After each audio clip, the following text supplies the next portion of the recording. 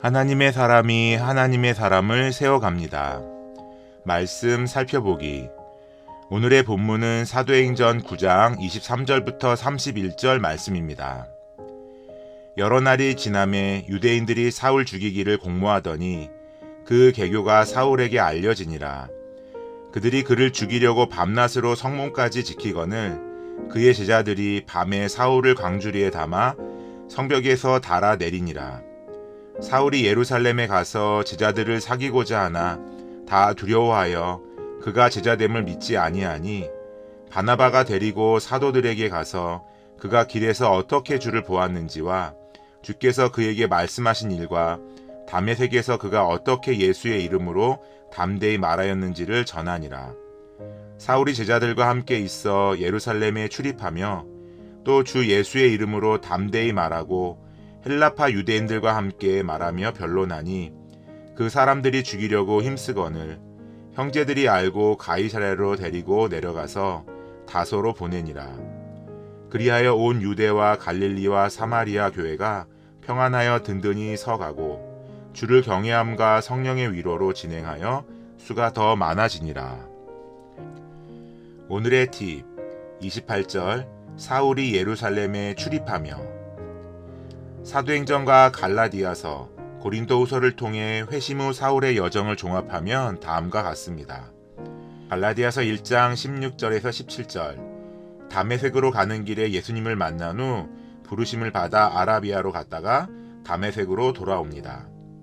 고린도후서 11장 32절 다메섹 아레다 왕의 손에서 벗어납니다. 갈라디아서 1장 18절 이렇게 회심 후 3년이 지나 사울은 예루살렘에 올라가서 베드로와 예수님의 형제 야고보를 만납니다. 그리고 오늘 말씀 30절 헬라파 유대인들의 반대로 그곳에 오래 머물 수가 없어 그의 고향 다소로 내려갑니다. 말씀 이해하기. 사울의 회심으로 유대인들은 사울을 죽이기로 공모합니다. 이에 제자들이 밤에 사울을 광주리에 담아 성벽에서 달아내렸고 사울은 예루살렘으로 갑니다. 예루살렘의 제자들이 사울을 믿지 못할 때 바나바가 사울이 주를 만난 일을 알려줍니다. 사울은 예수 그리스도의 이름을 변론하지만 헬라파 유대인들의 위협을 받게 됩니다. 이에 형제들이 알고 사울을 가이사랴로 데리고 내려가서 다소로 보냅니다. 오늘 말씀은 사울이 회심 후 여러 사람, 특히 유대인들의 살인 계략 속에서 고향인 다소로 내려가기까지의 여정과 온 유대와 갈릴리와 사마리아 교회의 부흥이 있었음을 알려줍니다. 이 과정에서 사울을 돕는 제자들이 있었습니다. 무엇보다 예루살렘의 제자들이 사울을 믿지 못할 때 그가 예수님을 만나는 과정을 설명해주는 바나바가 있었습니다. 이미 사도행전은 사울을 주님의 이름을 이방인과 임금들과 이스라엘 자손들에게 전하기 위하여 택한 주님의 그릇이라 소개한 바 있습니다. 그런데 사울이 주님의 그릇으로 준비되어 가는 과정은 혼자 이룬 것이 아닙니다. 사울을 돕는 바나바나 여러 제자, 형제들이 있었습니다.